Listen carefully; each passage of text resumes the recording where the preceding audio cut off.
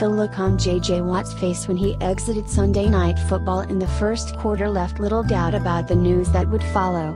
It was known early in the second half of the Texans' loss to the Chiefs that Watt wouldn't play again in 2017. The defensive end has something called a tibial plateau fracture, and he's apparently done for the year.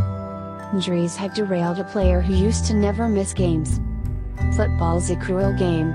Watt had off-season back surgery before 2016, and he'd re-injured his back by the end of September. He played in 3 games. This year, he appeared in 5. He'll have been active for exactly 25% of these 2 regular seasons. He missed a decent little playoff run last year and will miss another this year, assuming Deshaun Watson and a still solid defense can get Houston there. Watt's last play of the 2017 season looked like a freak thing. He engaged with Kansas City offensive lineman Mitchell Schwartz and crumbled as he tried to round the edge, with no contact to his lower body. Watt was still hunting for his first sack of the year when he went to the ground, and it turns out he's never going to get it. It's extra sad because Watt used to be an Iron Man. From his drafting in 2011 through 2015, he started all 85 games the Texans played, including 5 in the playoffs. He racked up 79.5 sacks in that span, which is Inner Circle Hall of Fame stuff. His numbers don't do justice to how good he was, either, because offenses were forced to feed him a steady buffet of double teams, which he'd beat anyway.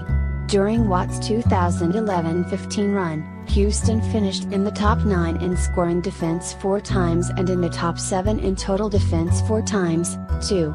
All of that started with Watt. How many defenders were made better by the 3-time Defensive Player of the Year's presence? There wasn't a better football player in the world than pre-back injury Watt. One of the tragedies of him being hurt again is that it makes it less likely we'll ever see that again. Another tragedy is that Watt's been an all-world human being this year, going to bat for his devastated city in an unprecedented way in its time of need. He raised $37 million for Hurricane Harvey relief. I wish he could have gotten a sack for each million. Watt's awesome, but it'll be a surprise if he ever gets all the way back. He's 28 this year, and it would have been quite a trick if Watt had been able to play anywhere approaching his 2011-15 caliber this year. He didn't look like his old self, which is understandable for a guy in his late 20s coming off a debilitating back problem. These figured to be the latter years of Watt's prime, before he got to the wrong side of 30 and would need to really defy father time to be his elite self. NFL careers are short, and peaks are even shorter. Watt is an outrageous physical talent, but how many players who miss nearly 2 full seasons in their late 20s can return to be all of their dominant, pre-injury players? Watt might be a freak of nature, but the amount of rehab that's been dumped in his lap might be overwhelming. Then again, Watt's football Superman. Maybe he'll do something impossible.